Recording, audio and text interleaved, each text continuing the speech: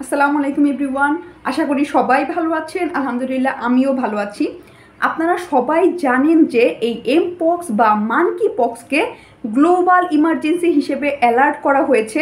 WHO বা world health organisation এই monkey pox নিয়ে অনেক সতর্ক থাকতে বলতেছে, বিকজ অফ এই মানকি পক্স বিভিন্ন দেশে ছড়িয়ে পড়তেছে এবং একটি প্রাণঘাতী রোগে পরিণত হচ্ছে।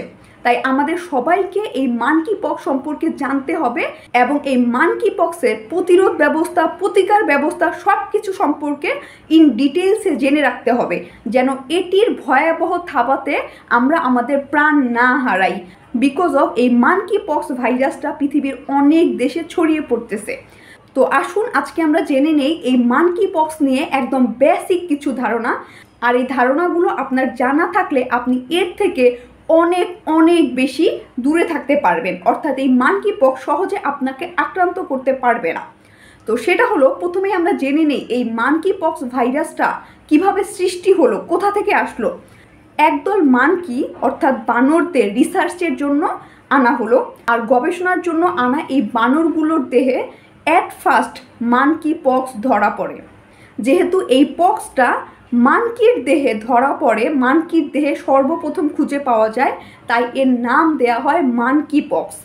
আর এই মানকি পক্সটা অর্থোপক্স গ্রুপের একটা ভাইরাস। স্মল পক্স যেমন অর্থোপক্স গ্রুপের একটা ভাইরাস, এই মানকি পক্সও সেম অর্থোপক্স গ্রুপের একটা ভাইরাস, অর্থাৎ এই স্মল পক্স এবং মানকি পক্স সেম গোত্রের ভাইরাস।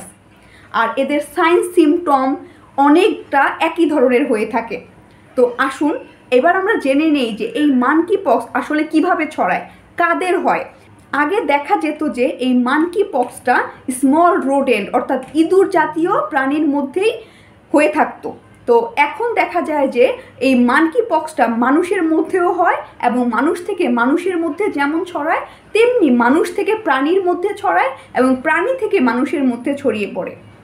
তো এই জন্যই এই ভাইরাসটা এত ভয়াবহ আকার ধারণ করেছে। তো আসুন আমরা জেনে নেই যে মানুষের হলে মানুষ থেকে কিভাবে অন্য আরেকটা মানুষের মধ্যে ছড়িয়ে পড়ে। ধরুন আপনার মানকি পক্স হয়েছে, আপনি মানকি পক্স দ্বারা আক্রান্ত হয়েছেন।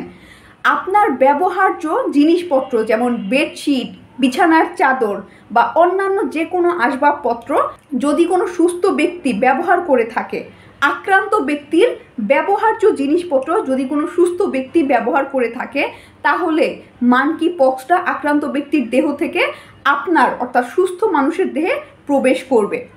তেমনি আক্রান্ত ব্যক্তি যদি সুস্থ মানুষের একদম ক্লোজ কন্ট্যাক্টে যায়, যেমন সেক্সুয়াল ইন্টারকোর্সে যদি যায়, আক্রান্ত ব্যক্তি যদি কোনো সুস্থ মানুষের সাথে সেক্সুয়াল ইন্টারকোর্স করে, তাহলে সেই সুস্থ মানুষের দেহে মানকি পক্স ছড়িয়ে পড়বে।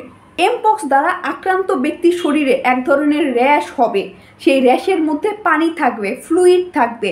সেই পানি যদি অন্য মানুষের সংস্পর্শে যায়, তাহলে এই এমপক্সটা সুস্থ মানুষের দেহে ছড়িয়ে পড়বে। যার গায়ে ছোঁয়া লেগেছে বা যে এই পানি সংস্পর্শে এসেছে, তার শরীরে এই এমপক্স ঢুকে পড়বে। তো এইভাবে হচ্ছে এমপক্সটা আক্রান্ত ব্যক্তির দেহ থেকে সুস্থ মানুষের দেহে ছড়িয়ে পড়ে। এমনকি প্রেগনেন্ট মহিলা যদি এমপক্স দ্বারা আক্রান্ত হয়, তাহলে তার বাচ্চার শরীরে এই এমপক্সটা ছড়িয়ে পড়বে। তো এইভাবে এমপক্সটা সুস্থ মানুষের দেহে স্প্রেড করে। তো এই হলো ট্রান্সমিশন পদ্ধতি এমপক্সের। এবার আসুন আমরা জেনে নেই যে এই এমপক্স দ্বারা আক্রান্ত হলে আপনি কিভাবে বুঝবেন যে আপনার মানকি পক্স হয়েছে, আপনার কি ধরনের লক্ষণ দেখা দিবে। সেটা হলো, আপনি যদি এমপক্স দ্বারা আক্রান্ত হয়ে থাকেন, তাহলে আপনার জ্বর ভাব হবে, জ্বর হবে আপনার শরীরে, মাথা ব্যথা হবে, শরীর ব্যথা হবে, পিছনে ব্যথা হবে, পিঠে ব্যথা হবে, এমনকি আপনার শরীরে অবসাদ বোধ হবে, আপনার শরীরে কাঁপুনি দিয়ে জ্বর আসবে এবং জ্বর আসার কিছুদিনের মধ্যে আপনার শরীরে র্যাশ দেখা দিবে। এই র্যাশ আপনার শরীরের মুখে, মুখ গহ্বরে, হাতে, পায়ে, এমনকি জেনিটাল এরিয়াতে পর্যন্ত হতে পারে। এবং এই র্যাশের মধ্যে আপনার পানি জাতীয় ফ্লুইড দেখা যাবে, পানি জাতীয় জিনিস দেখা যাবে, আপনার এই র্যাশের মধ্যে পানি ভাব থাকবে। এই হলো আপনার সাইন সিমটম। এই জিনিসগুলো দেখে আপনি বুঝতে পারবেন যে আপনি মানকি পক্স দ্বারা আক্রান্ত হয়েছেন এবং তখনই আপনাকে তাৎক্ষণিকভাবে সতর্ক হয়ে যেতে হবে। এই হলো সাইন সিমটম, এগুলো দেখে আপনি বুঝবেন যে আপনি মানকি পক্স দ্বারা আক্রান্ত হয়েছেন। এরপরে আসুন আমরা জেনে নেই যে মানকি পক্স হওয়ার আগেই আপনি কি ধরনের সতর্কতা অবলম্বন করতে পারেন যাতে আপনার শরীরে মানকি পক্স প্রবেশ করতে না পারে। সেটা হলো আপনাকে পার্সোনাল হাইজিন খুব ভালোভাবে মেনটেন করতে হবে। আপনাকে বারবার হ্যান্ড ওয়াশ করতে হবে। আপনি যখনই বাহিরে যাবেন, বাহির থেকে এসে আপনাকে হাত ধুতে হবে। আপনার শরীরকে পরিষ্কার রাখতে হবে। প্রতিদিন আপনাকে সাবান পানি দিয়ে গোসল করতে হবে।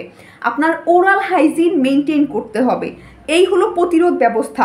আপনি যদি নর্মাল পার্সোনাল হাইজিন মেনটেন করে থাকেন তাহলে আপনি এই এমপক্স থেকে দূরে থাকতে পারবেন। এরপরে আসুন, যদি আপনি এমপক্স দ্বারা আক্রান্ত হয়েই যান, ধরুন আপনার এমপক্স হয়ে গেছে, তখন আপনি কি করবেন? আপনি যদি মনে করেন যে আপনার শরীরে এমপক্স ভাইরাসটা প্রবেশ করেছে, তাহলে আপনাকে প্রথমেই যেই কাজটা করতে হবে সেটা হলো আইসোলেশন। আপনার নিজেকে আইসোলেট করতে হবে, সবার থেকে আপনার নিজেকে আড়াল করে ফেলতে হবে এবং একটা ঘরে নিজেকে আবদ্ধ করে ফেলবেন যেন অন্যান্য মানুষের সংস্পর্শে আপনি না যান। তাহলে এই ভাইরাসটা আপনার থেকে সুস্থ মানুষের দেহে ছড়িয়ে পড়তে পারবে না এবং আপনার সমস্ত জিনিসপত্র, বেডশিট, খাবারের জিনিসপত্র আর সব কিছু আপনি অন্যান্যদের থেকে আলাদা করে ফেলবেন যেন আপনার ব্যবহার্য জিনিসপত্র ধরে অন্য কেউ আক্রান্ত হতে না পারে। এবং অন্যান্য মানুষের সাথে আপনি কোনো ক্লোজ কন্ট্যাক্টে যাবেন না। সেক্সুয়াল ইন্টারকোর্স বা মানুষের একদম কাছে যাওয়া জাতীয় যেই সব কাজ আছে সেগুলো থেকে আপনি দূরে থাকবেন। ধরুন যদি আপনি কোনো মানুষের কাছে গেলেনও, তখন তাৎক্ষণিকভাবে আপনি যখন ফিরে আসবেন তখন আপনি সাথে সাথে সাবান পানি দিয়ে হাত ধুয়ে ফেলবেন। যখন আপনি একটা মানুষের কাছে যাবেন তখন আপনার শরীরে যে র্যাশগুলো রয়েছে সেগুলো ঢেকে রাখবেন। সেই র্যাশগুলো ঢেকে কভার করে অন্যান্য মানুষের কাছে যাবেন। এছাড়া অন্যথায় যখন আপনি একা থাকবেন তখন আপনার এই র্যাশগুলোকে বা আপনার শরীরের যে লেশনগুলো হয়েছে সেইগুলোকে ঢেকে রাখা যাবে না। তখন সেই র্যাশগুলোকে ওপেন রাখতে হবে, সেগুলোর উপরে কোনো কাপড় দেয়া যাবে না এবং আপনার স্কিনটাকে সবসময় ড্রাই রাখতে হবে, শুষ্ক রাখতে হবে, ভেজানো রাখা যাবে না। এরপর আপনার যদি মুখগহ্বরেও লেশন হয় তখন আপনাকে কুসুম গরম পানিতে একটু লবণ মাখিয়ে আপনাকে সেই পানি দিয়ে গড়গড়া করতে হবে। এই হলো, আপনি যদি এমপক্স দ্বারা আক্রান্ত হয়ে থাকেন আপনি এইভাবে নিজেকে আইসোলেট করে ফেলবেন এবং এই সব ব্যবস্থা গ্রহণ করবেন।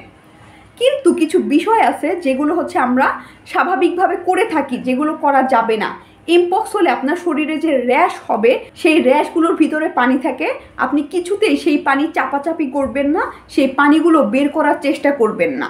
এরপরে আপনার শরীরে যেই যেই জায়গায় র্যাশ হয়েছে সেই সব জায়গা সুস্থ না হওয়া পর্যন্ত, ভালো না হওয়া পর্যন্ত সেই জায়গাগুলোকে আপনি শেভ করতে যাবেন না। মানকি পক্সটা সাধারণত বাচ্চাদের বেশি হয়ে থাকে, তাই বাচ্চাদের ক্ষেত্রে আপনারা একটু বেশি সতর্কতা অবলম্বন করবেন। তাদেরকে পরিষ্কার পরিচ্ছন্ন রাখার সর্বদা চেষ্টা করুন। আশা করি যে এই জিনিসগুলো যদি আমরা মেনে চলি তাহলে আমরা এমপক্স থেকে নিজেদেরকে আড়াল করতে পারবো।